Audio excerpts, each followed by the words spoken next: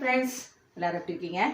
நாங்கள்லாம் நல்லாயிருக்கோம். நான் இன்றைக்கி மத்தியானம் வந்து லஞ்சுக்கு பண்ணுறது தான் நான் வீடியோவை இப்போ ஷூட் பண்ணுறோம். ஃபஸ்ட் டைம் என்னோடய வீடியோவை நீங்கள் பார்க்குறீங்கன்னு வைங்களேன். இதான் ஃபஸ்ட் டைம் நான் பார்க்குறேன்னா என்னோடய வீடியோ வந்து சப்ஸ்கிரைப் பண்ணுங்கள். சரியா? இப்போ வாங்க வீடியோக்குள்ளே போகலாம். நான் என்ன செய்ய போகிறேன்றது நான் சொல்கிறேன். இன்றைக்கி நான் வந்து வெண்டைக்காய் போட்டு கேரளா ஸ்டைலில் நான் வந்து காரக்குழம்பு பண்ண போகிறேன். அதுக்கு இதுவாக வந்து ஒரு சௌச்சோ ஒரே ஒரு சௌச்சோ இருந்தது. சரி, அதை வேஸ்ட் பண்ண வேண்டாமேன்னு சொல்லிட்டு அதை வெட்டி வச்சுருக்கேன். அப்புறம் வந்து அகத்திக்கீரை, இந்த கீரை கிடச்சிது எனக்கு. இது ரொம்ப நல்லது, இது சுகர் பேஷண்ட்ஸ்க்கு ரொம்ப நல்லது. அதுவும் இல்லாமல் வந்து இது சுண்ணாம்பு சத்து நிறையா இருக்குது. கிடச்சிதுன்னா நீங்கள் இதை ட்ரை பண்ணி பாருங்கள், ரொம்ப நல்லாயிருக்கும். முருங்கைக்கீரை மாதிரியே தான் இருக்கும். எத்தனை பேருக்கு இது தெரியும்னு தெரில. நல்ல நீளமாக இருக்கும் இலை. நான் அதை வந்து சும்மா ரஃப்பாக வந்து கட் பண்ணி வச்சுருக்கேன். அப்புறம் அதுக்கு தேவையான வெங்காயம், ஒரு தக்காளி, ஒரு 4-5 போல் சின்ன வெங்காயம். இது வந்து குழம்புக்கு. இப்போ இது நம்ம தேங்காய் எண்ணெய் ஊற்றி முதல்ல இந்த வெண்டைக்காவை வதக்க போகிறோம். கொஞ்சம் போல் தேங்காய் எண்ணெய் ஊற்றுக்கோங்க. இது எப்படி எனக்கு தெரியும்னு சொன்னால், நான் ஒரு மலையாளி வீட்டில் வாடகைக்கு இருந்தேன். அப்போ வந்து அவங்க வந்து இது வந்து மோர் குழம்பு கிடையாது, இது வந்து காரக்குழம்பு. அவங்க ஸ்டைல் வைக்கிற காரக்குழம்பு. அவங்க வந்து இது வச்சுருந்தாங்க ஒரு வாட்டி, ரொம்ப வாசனையாக இருந்தது. நான் அவங்ககிட்ட கேட்டேன் எப்படி வச்சிங்க அப்படின்னும் போது அவங்க கொடுத்தாங்க. அப்போ இதை நான் சாப்பிட்டேன், ரொம்ப நல்லா இருந்துச்சு. அதுலேருந்து இந்த மாதிரி நான் வைப்பேன் காரக்குழம்பு. சாதாரண நம்ம என்ன பண்ணுவோம், காரக்குழம்புலாம் வந்து புளி ஊற்றி நிறைய காரம் போட்டு கலரே வேறு மாதிரி இருக்கும். ஆனால் அவங்க குழம்பு கலர் வேறு மாதிரி இருக்கும். அந்த ஸ்டைலில் தான் நான் இது வைக்கிறேன். வெண்டைக்காவை நல்லா வதக்கிடுங்க. இதுக்கு சின்ன வெங்காயம் போட்டால் தான் நல்லாயிருக்கும். இல்லை சின்ன வெங்காயம் வாங்க முடியல, ரொம்ப தூரம் கடை இருக்குது அப்படின்னா நீங்கள் பெரிய வெங்காயம் யூஸ் பண்ணிக்கலாம். ஆனால் போட்டிங்கன்னா அது டேஸ்ட் நல்லாயிருக்கும். நான் சின்ன வெங்காயம் தான் எடுத்துருக்கேன். இது கொஞ்சம் உப்பு போட்டு முதல்ல வறுத்துட்டோம். நல்லா வேகணும். அப்போ தான் வந்து நல்லாயிருக்கும். அந்த வளவளப்பு தந்தெல்லாம் இல்லாமல் நல்லாயிருக்கும். கொஞ்சம் போல் உப்பு,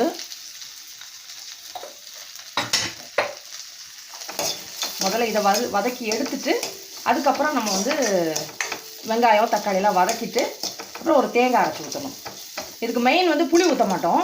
புளி ஊற்றுறதுக்கு பதிலாக நம்ம வந்து தயிர் போடுவோம். தயிர் வந்து கொஞ்சம் புளிச்ச தயிராக இருந்தால் நல்லாயிருக்கும். இப்போ நான் வதக்கிட்டோம், உங்கள்கிட்ட காமிக்கிறேன். இப்போ அந்த மீன் டைமில் அடுத்த ஸ்டவ்வில் நான் வந்து இந்த காய் சவுச்சு இருக்குது பார்த்தீங்களா, அது குக்கரில் ஒரு விசில் வச்சுக்கிறேன். அது ரைஸ் ஊற வச்சுருக்கேன் சாதத்துக்கு. இப்போ நான் வந்து குக்கரில் வந்து இந்த ஒரே ஒரு சவுச்சு தான் இருந்தது, அதை நான் வந்து போட்டுருக்கேங்க. நல்லா வதங்கிடுச்சு. இப்போ நம்ம எடுத்துடலாம். அந்த வெண்டைக்காவை நான் எடுத்துட்டேன்.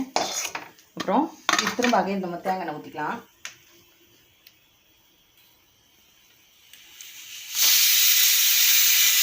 சவுச்சை வந்துட்டு நான் ஆஃப் பண்ணிடுறேன். இப்போ எண்ணெய் ஊற்றிட்டேன். இப்போ இதை என்ன பண்ணுறோன்னா, நம்ம வந்து கடுகுலாம் போட்டு தாளிச்சிட போகிறோம். கடுகு போட்டு தாளிச்சிடலாம். சின்ன வெங்காயம் வெட்டி வச்சுருக்கேன். தக்காளி, ஒரே ஒரு தக்காளி, ஒரு 4-5 போல் சின்ன வெங்காயம். கடுகு பொடியிட்டோம். இப்போ வந்து தேங்காயும் தயிர் எல்லாம் அரைச்சி நம்ம போட போகிறோம். இப்போ கடுகு பொடியுது. நான் வந்து சின்ன வெங்காயம் போடுறேன். சின்ன வெங்காயம் இதில் நம்ம பூண்டு, இஞ்சி அந்த மாதிரி ஐட்டங்கள்லாம் எதுவுமே நம்ம சேர்க்க மாட்டோம். வெறும் வந்து இந்த வெங்காயம், தக்காளி நல்லாயிருக்கும். ரொம்ப டேஸ்ட்டாக இருக்கும். நீங்கள் ஒரு வாட்டி செஞ்சு பாருங்கள், ரொம்ப நல்லாயிருக்கும் டேஸ்ட்டாக.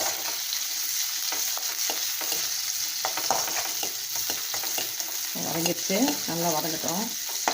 இப்போ இதில் நம்ம என்ன பண்ண போகிறோன்னா, தக்காளி போட போகிறேன். ஒரே ஒரு தக்காளி. இது நல்லா வதங்கிட்டு இருக்கட்டும். அந்த மீன் டைமில் நம்ம என்ன பண்ண போகிறோம்னா, ஒரு தேங்காய் அரைச்சிட போகிறோம்.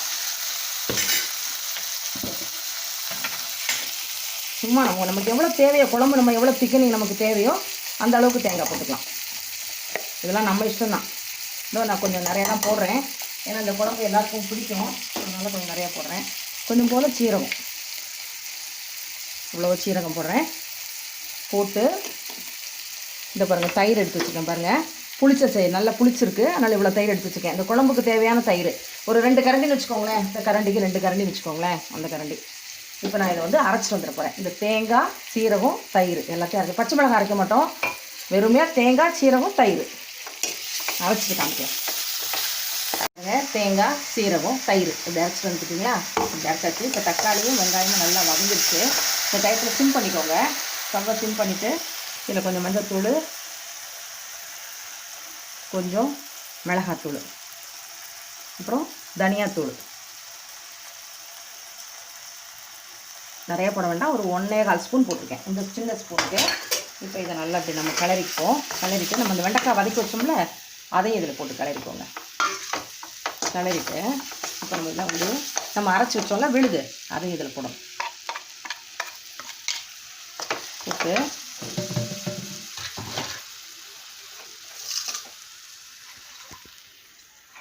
ரொம்ப சட்டுன்னு செஞ்சிடலாம். ஈஸி, வீட்டில் இருக்க பொருளை வச்சா டக்குன்னு செஞ்சிடலாம்.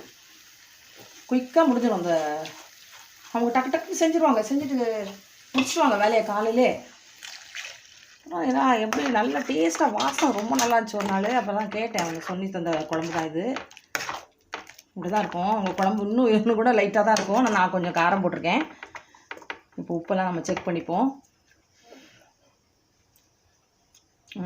கொஞ்சம் தண்ணி ஊற்றணும், நான் ரொம்ப கட்டியாயிரும். அப்புறம் தேங்காய் போட்டிருக்கோம்ல, ஏன்னா வெண்டைக்காய் வர பார்த்தீங்களா, போதும்.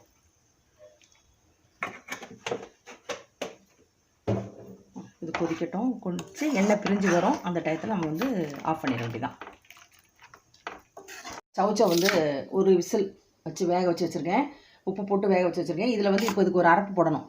கொஞ்சம் போல் தேங்காய், ஒரு 4-5 சின்ன வெங்காயம், கொஞ்சம் ஜீரகம், அப்புறம் ஒரு 2 பச்சை மிளகாய் போட்டு அரைச்சி நம்ம தாளிக்க போகிறோம். ஒருங்க 2 பச்சை மிளகாய், இது நல்லா காரம் இருக்குது. அவ்வளோதான் போட போகிறேன். இப்போ நான் வந்து அரைச்சிட்டு வந்து சும்மா ரொம்ப இப்போ பாருங்கள் குழம்பு ரெடி ஆயிடுச்சு. நான் கருவேப்பிலை போட்டிருக்கேன். இதுதாங்க அவங்க வைக்கிற, இது மோர் குழம்பு கிடையாது, திரும்ப சொல்கிறேன், இது காரக்குழம்பு, வெண்டைக்காய் காரக்குழம்பு. கேரளா ஸ்டைலில் வச்சுருக்கேன், ரொம்ப நல்லாயிருக்கும். நீங்கள் ஒரு வாட்டி டேஸ்ட் பண்ணி பாருங்கள். உப்பு, காரம், புளி எல்லாமே சரியாக இருக்குது. இப்போ நம்ம இதை ட்ரான்ஸ்ஃபர் பண்ணிடலாம். நான் வந்து காய்க்கு வந்து வேக வச்சேன் பார்த்தீங்களா, அதை நான் வந்து இப்போ தாளிக்க போகிறேன். தாளிக்கிறதுக்கு இது கடாயில் எண்ணெய் ஊற்றிருக்கேன்.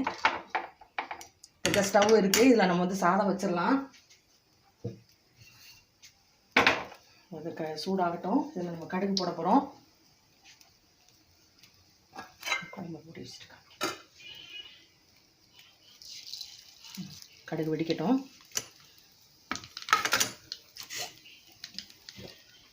தேங்காய், பச்சை மிளகாய், சீரகம், வெங்காயம் அரைச்சிருக்கோம் பார்த்தீங்களா. இப்போ இந்த கடுகு போடணும், இதை நம்ம அதில் போட போகிறோம்.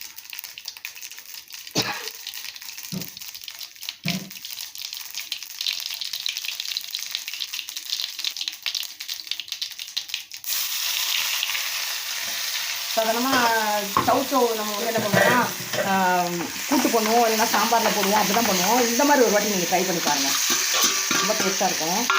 இப்போ இந்த தண்ணி இதில் வந்து சுடணும். அப்போ அந்த டைத்தில் நம்ம வேணும்னா மஞ்சள் பொடி போட்டுக்கலாம். நான் கொஞ்சம் மஞ்சள் பொடி போடுவேன், உங்களுக்கு பிடிச்சா மஞ்சள் பொடி போடுவேன், இல்லை ஒயிட்டாகவே இருக்கணும் அப்படின்னா இப்படியே இருக்கட்டும். ஓகே, விட்டுருங்க. நம்ம மஞ்சள் போட்டால் நல்லாயிருக்கும், கலர் நல்லாயிருக்கும். இப்போ நம்ம வந்து சாதம் வைக்க போகிறேன். பாருங்கள் ரெடி ஆகிடுச்சு பாருங்கள். லைட்டாக தான் மஞ்சள் தூள் போட்டிருக்கேன், இந்த கலர் நல்லாயிருக்கு பார்த்தீங்களா. இந்த மாதிரி போட்டுக்கோங்க, உங்களுக்கு பிடிக்கலன்னா ஒயிட்டாக வச்சுக்கோங்க. அவ்வளோதான், ரெடி ஆகிடுச்சு. இந்த மாதிரி ட்ரை பண்ணி பாருங்களேன், சவுச்சோ ரொம்ப நல்லாயிருக்கும். அவ்வளோதான், ரெடி ஆகிடுச்சு. அடுத்தது நான் வந்து சாதம் வச்சுருக்கேன். சாதத்துக்கு வந்து தண்ணி கொதிக்குது. இப்போ வந்து நான் ரைஸ் போட்டுக்கிறேன். உப்பு போட்டுட்டேன். அதில் கொஞ்சோண்டு எண்ணெய் ஊற்றணும். பாருங்கள் எவ்வளோ குயிக்காக முடிஞ்சிச்சு பாருங்கள். குழம்பு முடிஞ்சிருச்சு, பொரியல் வச்சுட்டேன், சாதம் வைக்க போகிறேன். அடுத்தது வந்து அதில் வந்து கீரை வச்சுருவேன். அவ்வளோதான், முடிஞ்சுது சமையல். எல்லாம் நம்ம வெட்டி வச்சுக்கிட்டோம்னா ஈஸியாக முடிஞ்சிடுங்க சமையல். இந்த குழம்பு அது ரொம்ப ஈஸியாக இருக்கும், இந்த காரக்குழம்பு, கேரளா ஸ்டைல் காரக்குழம்பு. நீங்கள் ஒரு வாட்டி ட்ரை பண்ணுங்கள். அவ்வளோதான், நம்ம வந்து குக்கரை மூடிடுவோம். ஓகே, கீரைக்கு கடாய் வச்சுருக்கேன், எண்ணெய் ஊற்றிருக்கேன், இந்த கடுகு போடுறேன். பொடிஞ்சிச்சு பார்த்தீங்களா. வெங்காயமும் காஞ்ச மிளகாய், இதுக்கு காஞ்ச மிளகாய் போடுங்க கீரைக்கெலாம், அப்போ தான் நல்லாயிருக்கும். பச்சை மிளகாய் போட்டிங்கன்னா அதுவும் க்ளீனாக இருக்குது, இதுவும் க்ளீனாக இருக்குது, தெரியாது. பிள்ளைங்க சாப்பிடும்போது காரமாயிடும். கீரைக்கு தேவையான உப்பு இதிலே நம்ம போட்டுருவோம். முதல்ல கொஞ்சம் தான் போடணும் உப்பு, அதெல்லாம் போட்டுருங்க. வீட்டில் வேலை நடக்குது, அதனால தான் அந்த சத்தம் கேட்குது. இந்த கீரையை அரைச்சி வச்சுக்க பார்த்தீங்களா, அந்த கீரையை இதில் போட போகிறோம்.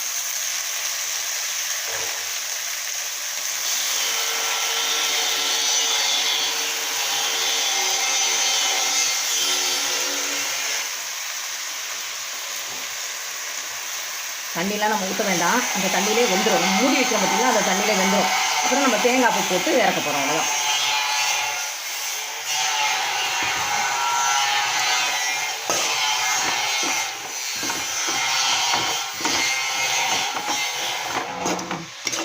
இப்போ இது நல்லா வேகட்டும். வெந்த பிறகு உங்களுக்கு நான் காமிக்கிறேன். பாருங்கள், தேங்காய் பூ கொஞ்சம் போட்டிருக்கேன். எப்படி இருக்குது பாருங்கள், நல்லாயிருக்கும். இந்த கீரை கொஞ்சம் லைட்டாக கசப்பு இருக்குன்னு சொல்லுவாங்க, ஆனால் சில கீரை கசக்காது, நல்லாயிருக்கும் அது. அவ்வளோதாங்க, கீரை பொரியல் ரெடி ஆகிடுச்சு. இப்போ சாதம் இங்கே வச்சுருக்கேன். இப்போ இதை நான் ஆஃப் பண்ணிட போகிறேன், அவ்வளோதான். இப்போ பாருங்கள், எல்லாம் ரெடி பண்ணிட்டேன். சாதம், சவ் வந்து பொரியல், அகத்திக்கீரை பொரியல், இந்த வெண்டைக்காய் போட்டு கேரளா ஸ்டைலில் காரக்குழம்பு வச்சுருக்கேன். எப்படி இருக்குது பாருங்கள் கலரு. நம்ம காரக்குழம்பு மாதிரி கலர் இருக்காது, இந்த மாதிரி தான் இருக்கும். சரிங்களா? இது டேஸ்ட் பண்ணி பாருங்கள், ரொம்ப டேஸ்ட்டாக இருக்கும். நீங்கள் ஒரு வாட்டி ட்ரை பண்ணி பார்த்துட்டிங்கன்னா அப்புறம் இப்படி தான் பண்ணுவீங்க.